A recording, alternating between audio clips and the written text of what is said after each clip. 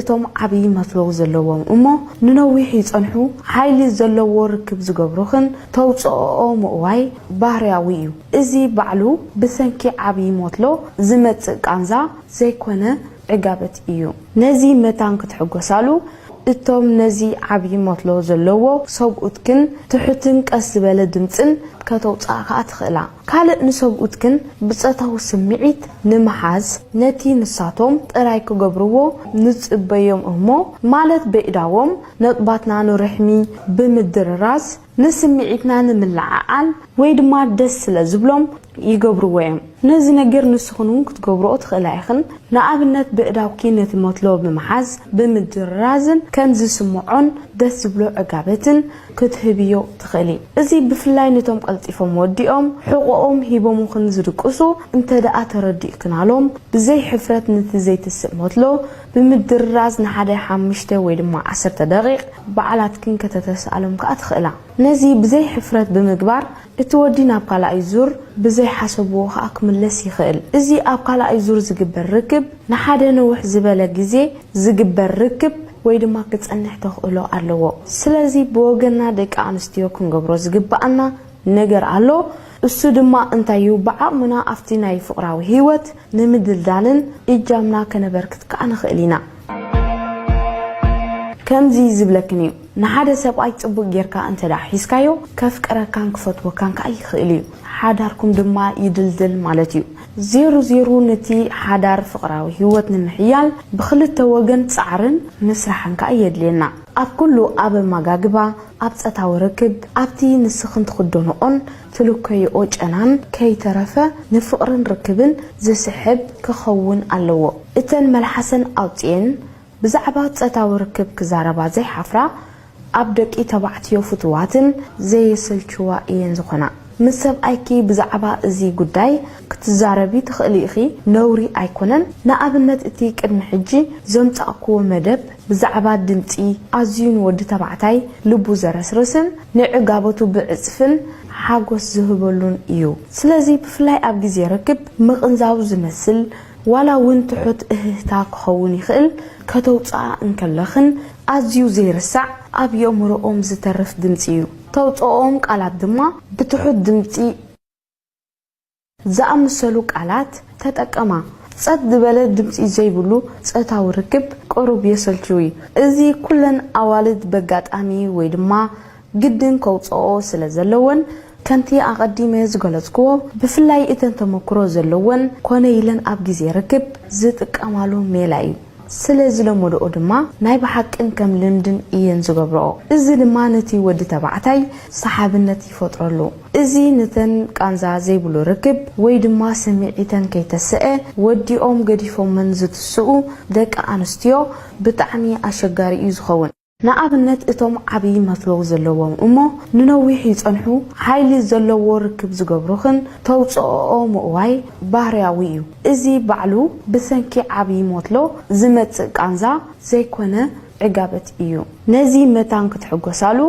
እቶም ነዚ ዓብይ መትሎ ዘለዎ ሰብኡትክን ትሑትን ቀስ ዝበለ ድምጽን ከተውጻእካ ትኽእላ ካልእ ንሰብኡትክን ብጸታው ስምዒት ንመሓዝ ነቲ ንሳቶም ጥራይ ክገብርዎ ንጽበዮም እሞ ማለት በኢዳዎም ነጥባትና ንርሕሚ ብምድርራስ ንስምዒትና ንምልዓዓል ወይ ድማ ደስ ስለዝብሎም ይገብርዎ እዮም ነዚ ነገር ንስኹን ክትገብርኦ ትኽእላ ኢኽን ንኣብነት በእዳውኪ ነቲ መትሎ ብምሓዝ ብምድርራዝን ከም ዝስምዖን ደስ ዝብሎ ዕጋበትን ክትህብዮ ትኽእሊ እዚ ብፍላይ ነቶም ቀልጢፎም ወዲኦም ሕቆኦም ሂቦም ኽን ዝድቅሱ እንተደኣ ተረዲእክናሎም ብዘይ ሕፍረት ነቲ ዘይትስእ መትሎ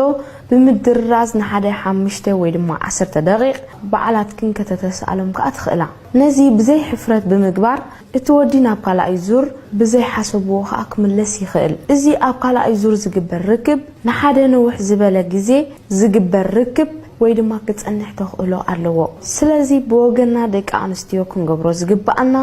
ነገር ኣሎ እሱ ድማ እንታዩ ብዓቕምና ኣፍቲ ናይ ፍቕራዊ ህይወት ንምድልዳልን እጃምና ከነበርክት ከዓ ንኽእል ኢና ከምዚ ዝብለክን እዩ ንሓደ ሰብኣይ ጽቡቕ ጌርካ እንተዳ ሒዝካዮ ከፍቅረካን ክፈትወካን ከዓ ይኽእል እዩ ሓዳርኩም ድማ ይድልድል ማለት እዩ زيرو نتي حدار فقراوي هيوت نمحيال بخلته وجن صعرن مسرحن كأيد لنا أب كله أب مجاجبا أب تتاو ركب أبتي نسخن تخدونون تلوكي أوج أنان كي ترفه نفقرن ركبن زي سحب كخون اللو إتن ملحسن أوتين بزعبات تتاو ركب كزاربات زي حفرة أبدك إتبعتيو فتواتن زي سلشوا ينزخنا مسب أيكي بزعبا زي قداي كتزاربي تخليخي نوري أيكونن نقابلت اتيك المحجي زمت أقوى مدب بزعبا دمتي أزيون ود تبعتاي لبو زرسرسن نعقابتو بعزفن حاقوس زهبلون إيو سلازي بفلاي أبقي زي ركب مغنزاو زمسل ولا وانتحوت اهتاك خوني خل كتوطع انكلخن أزيو زي رسع أب يوم رؤوم زترف دمتيو توطعوم قالات دما بتحوت دمتي زأمسلو قالات تتقما صد بلد دمتي زيبلو صتاو ركب قرب يسلچوي ازي كلن اوالد بغاطامي ويدما ግድን ከውጽኦ ስለዘለወን ከንቲ አቀዲመ ዝገለጽኮ በፍላይ እተን ተመክሮ ዘለወን ኮነ ይለን አብ ጊዜ ረክብ ዝጥቀማሉ ሜላይ ስለዚህ ለሞዶ ድማ ናይ በሐቅን ከም ልንድን እየን ዝገብሮ እዚ ድማ ነቲ ወድ ተባዕታይ ሰሓብነት ይፈጥረሉ እዚ ነተን ቃንዛ ዘይብሉ ረክብ ወይ ድማ ሰሚዒተን ከይተሰአ ወዲኦም ገዲፎምን ዝትስኡ ደቂ አንስትዮ ብጣዕሚ አሸጋሪ እዩ ዝኸውን نعبنت اتم عبي مطلوب زلوهم امو ننويح يصنحو حيل زلو ركب زغبروخن توصو مواي بارياويو ازي بعلو بسنكي عبي مطلو زمت قانزا زيكونه عقابت ايو نزي متان كتحغسالو اتم نزي عبي مطلو زلو سوقتكن تحتن قس بله دمصن كتوصاخا تخلا كالق نسوقتكن بصتاو سمعيت نمحاز نتي نساتهم طراي كغبرو نصبيوم امو مالت بيداوم نطباتنا نرحمي بمدرراس نسمعيتنا نملعال ويدما دس لزبلوم يغبروهم نزي نغير نسخنون كتغبرو تخلايخن نابنت بيداوكي نت مطلوب بمحاز بمدررازن كم زسمعون دس بلو عقابتن كتهبيو تخلي ازي بفلاي نتوم قلطيفهم وديهم حقوقهم هيبوم خن زدقسو انت دأ ترديكنالهم بزي حفرت نت زي تسمطلو بمدرراز نحدي 5 ወይ ድማ 10 دقيق بعلاتكن كتتسالم كاتخلا نزي بزي حفرت بمغبار اتودينا بقالا ايزور بزي حسبو اكملس يخل ازي ابقالا ايزور زغبر ركب نحدي نوح زبله غزي زغبر ركب ወይ ድማ ክጽንሕ ተኽእሎ ኣለዎ ስለዚ በወገና ደቂ አንስትዮ ክንገብሮ ዝግባአና ነገር አሎ እሱ ድማ እንታዩ በአምና አፍቲና ይፍቅራው ህይወት ንምድልዳልን እጃምና ከነበርክት ካንኽእሊና ከምዚ ዝብለክኒ ንሓደ ሰብኣይ ጽቡቅ ጌርካ እንተ ዳሒስካዮ ከፍቀረካን ክፈትወካን ካይኽእሊ ሓዳርኩም ድማ ይድልድል ማለት እዩ زيرو نتي حدار فقراوي هيوت نمحيال بخلت وجن صعرن مسرحن كأيد لنا أب كله أب مجاجبا أب تتاو ركب أبتي نسخن تخدونون تلوكي أوج أنان كي ترفه نفقرن ركبن زي سحب كخون اللو إتن ملحسن أوتين بزعبات تتاو ركب كزاربات زي حفرة